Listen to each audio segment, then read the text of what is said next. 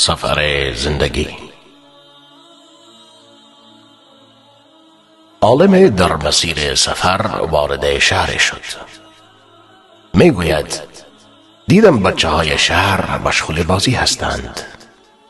با خودم گفتم این بازی بچه ها حکمتی دارد. تا غروب ایستادم.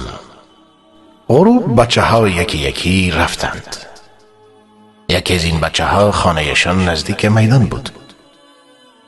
درب خانه را زد. مادر، منم، در را باز کن. مادر صدا زد. باز نمی کنم. چرا مادر؟ چون که هر شب دیر میایی با لباس های کثیف و پاره که هی باید بشویم و بدوزم. من دیگر خسته شده ام. در را باز کن مادر، شب است. مادر. هرچی این بچه داد زد فایده نکرد. پیش رفتم. در را زدم. مادر، در را باز کنید. من یکی از علما هستم. مادر در را باز کرد. مادر، این بچه را برای چی به خانه را نمیدهی؟ گفت برادر، خسته ام کرده. از بس که هر شب دیر خانه می آید مرا خسته و افسرده کرده. با بچه گفتم با من قول میدی که دیگر شبها دیر نیایی؟ لباست را آلوده نکنی؟ گفت بله. گفتم برو خانه. بچه رفت داخل خانه. صبح که آمدم در کنار میدان منتظر شدم. دیدم درب آن خانه باز شد. بچه دوباره بیرون آمد. چیزی برای مادرش آورد و سپس رفت با دوستانش بازی کند. یادش رفت که دیشب شفاعت شده بود.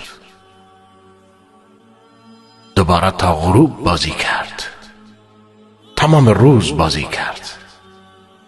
حالا دیگر شام شده بود. و دوستش گفت میتوانم امشب خانه شما بیایم؟ دوستش گفت نه بابا، پدرم راحت نمیدهد. خودم را هم به زور اجازه میدهد تا داخل خانه شوم. و آن یکی دیگر گفت امشب من بیایم خانه تان؟ گفت نه، نکنه میخوایی مادرم ما را بکشد. هیچ کسی بچه آلوده را خانه اش نبرد. هیچ کسی نمیخواست بچه آلوده را به خانه اش ببرد. با غصه و ترس یک نگاه کرد به درب خانه مادرش. طرف خانه رفت. چی کار کند؟ راه دیگری ندارد. هرچی در را زد مادر اصلا پشت در نیامد. این زن قلبش را آتش زد. دیدم مادرش رفته بالا پشت بام. از آن بالای بالا به بچهش نگاه میکند و هی اشک میریزد. بچه هم در پایین زار زار میگیرید. بچه نمیداند مادرش چقدر دوستش دارد. بالاخره وقت آدم نمیشود چی کارش کند؟ دیدم طفلک روی شکمش خوابید. صورتش را روی خاک گذاشت و شروع کرد به آه و ناله. مادر این صحنه را دید، نتوانست تحمل کند. دوید پایین، در را باز کرد. بچه را بغل کرد.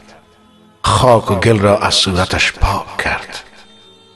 پسرک که کمی آرام شد گفت مادر. گفت جان مادر. گفت مادر، من امشب چیز را فهمیدم که تا الان نمیفهمیدم. چی را فهمیدی؟ جان مادر.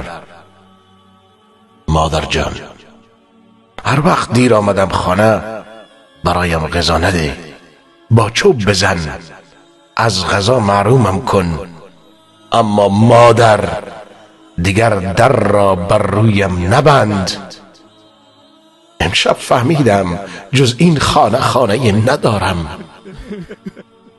بار الها در به خانه لطف و محبتت را بر روی ما نبند. یا الله در به کعبت را بر روی ما مبند. یا الله گناه کردیم، بد شدیم، بد کردیم، هرچی کردیم الله سپس پشیمان شدیم، توبه آوردیم، بخشیده شدیم، پاک شدیم. دوباره صبح رفتیم به خاک بازی و ساعت تیری و باز آلوده شدیم. بار الها دانستیم خیلی بدستیم. درب کعبه را بستی، درب مدینه را بستی، درب خانه های خودت را بر روی زمین بر روی ما بستی. بار الها پشیمانیم، توبه آوردیم در این ماه مبارک رمضان تا بخشیده شویم. بار الها فهم این را به ما عطا فرما که جز درب خانه تو خانه نداریم. بار الها ما را جز به خودت محتاج دیگران نفرما. مگذار بعد از مرگ این را بفهمیم. بار الها هیچ وقتی درب رحمتت را بر روی ما نبند و ما را محتاج خلق خودت مفرما. آمین ثم آمین برحمتك یا ارحم الراحمین.